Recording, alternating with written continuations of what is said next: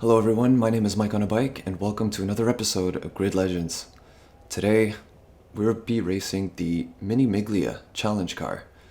And I gotta say, there was quite the plot twist at the ending of this first race, something that I don't think anybody was really expecting. As we line up third on the grid, we're just about ready to go. Thankfully, there are two AI directly ahead of us, which effectively makes us first in this race. As we make our way through the 80% throttle AI, we have Shrek 9 following us right through, who is the lobby leader. They're the one that set up the race. Now the interesting thing is, there wasn't very much in regards of opposition during the race.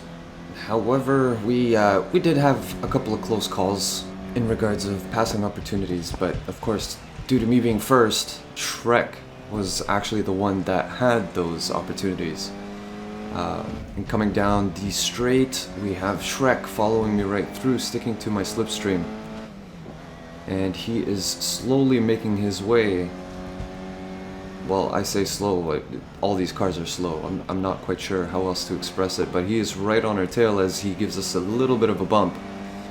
And I'm trying to stay as defensive as possible, but also making sure to give him enough space. And exiting out of the S's on this track, once again he gets a much better exit than I do. And just as we reach the very end of this straight here, we have a fast right-hander. He's right alongside us as he gives the wall a very gentle massage and falls a little bit further down the order as Speed of My catches up and takes second place effectively.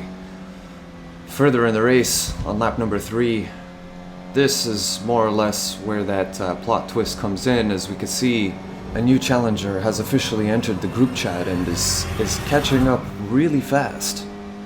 I mean really fast. I mean, look at that. He passed Shrek 9.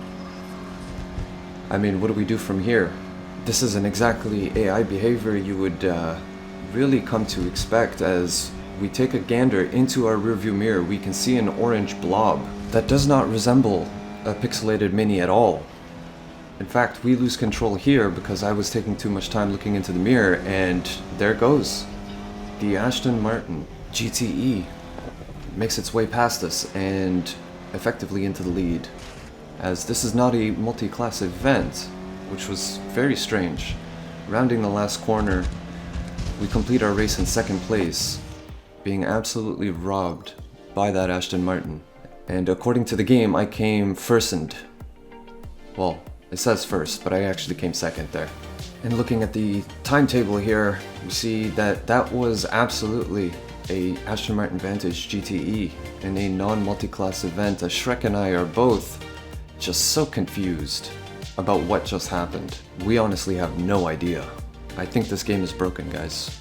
But moving on to the next race in hopes that we won't have to face another Aston Martin thanks to EA Games.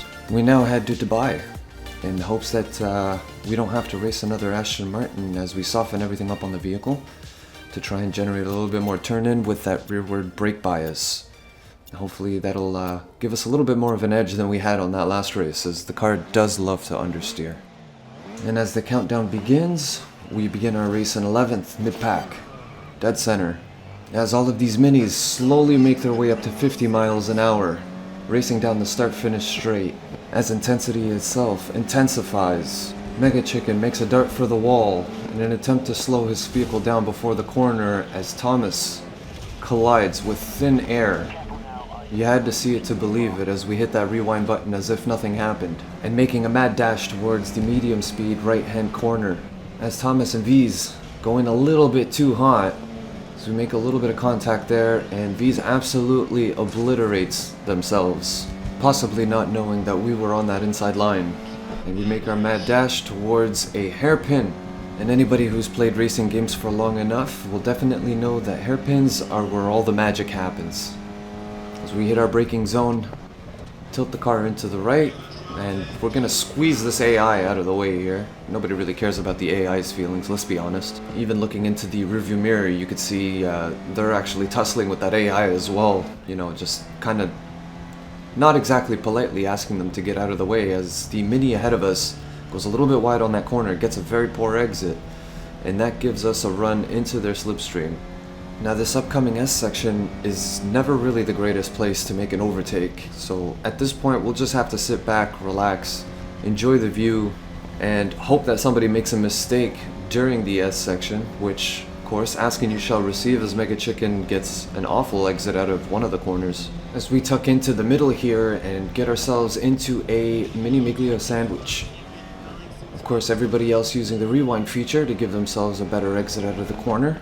I decided I wanted to just tough it out. Maybe let them fight a little bit more, possibly tire each other out. It usually works with children, you never know. It could work with online racers there as they collide, once again. Now, having started the race in 11th, we managed to fall back down to 15th, and we've now made ourselves up to 10th. We're now fighting for, well, what could effectively be 6th position. Now, 5th is not that far up the road, he's actually just over the horizon. And due to the events that are about to take place right around these bends where everybody seems to love going wide, we opted to keep it just a bit more narrow.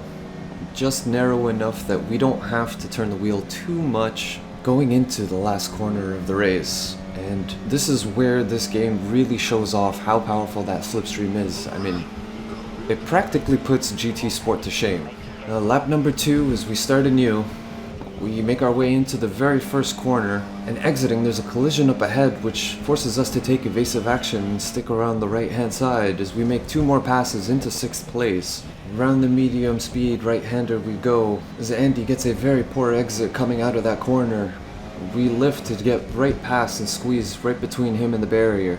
We now stick to the slipstream of Mega Chicken once again. As we sit in 5th place, we've officially made up 6 positions from where we started. Into the big braking zone we go. We pitch the car into the right as Mega Chicken goes a little bit too wide, and that puts us right on his rear bumper as we now have access to his slipstream in its full effect. As I'm trying to poke my nose in and around him, not only to apply a little bit of pressure, but possibly force a mistake as we almost go side by side through that corner. And due to the nature of this track, passes around the S section will cost everybody time, and that would unfortunately give Andy the opportunity to pass.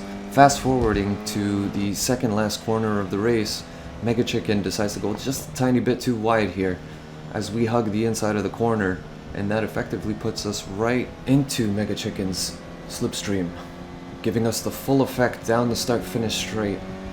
And just look at how effective that slipstream is. Masterclass work by EA to bring you what rubber banding would totally be in an online racing lobby. And at this point, it was a fairly smooth sailing race for us as we drove off into the distance, slowly building that gap with Mega Chicken. Somebody quit. I guess they weren't winning, so they decided it's probably best to just give up. And an AI took over. We all know how the AI is very slow, giving us another position. And on the final lap, we managed to slowly catch up to 2nd place, which is Morengo, coming in at about just over 1 second of a gap. I was really hoping to get as close as I possibly could for the final exit, as of course I absolutely choked. I went down to 2nd gear and then directly back up to 3rd, which actually costed me a little more than a handful of momentum. And making our way down the start-finish straight for the very last time, we see our way onto the 3rd spot on the podium. From 11th to 3rd, word is the bird, we set ourselves the fastest lap time as well. So huge congratulations to the guys back at the factory. They put in mega work today. Let me know in the comments what your thoughts are on those 2 races that we raced today. Make sure to leave a like if you enjoyed the video. Hit that subscribe button for more content in the future. And most importantly, beyond everything, make sure to keep that rubber side down. Take care, guys. I'm gonna go and make myself a coffee and maybe take a nap. Bye-bye now.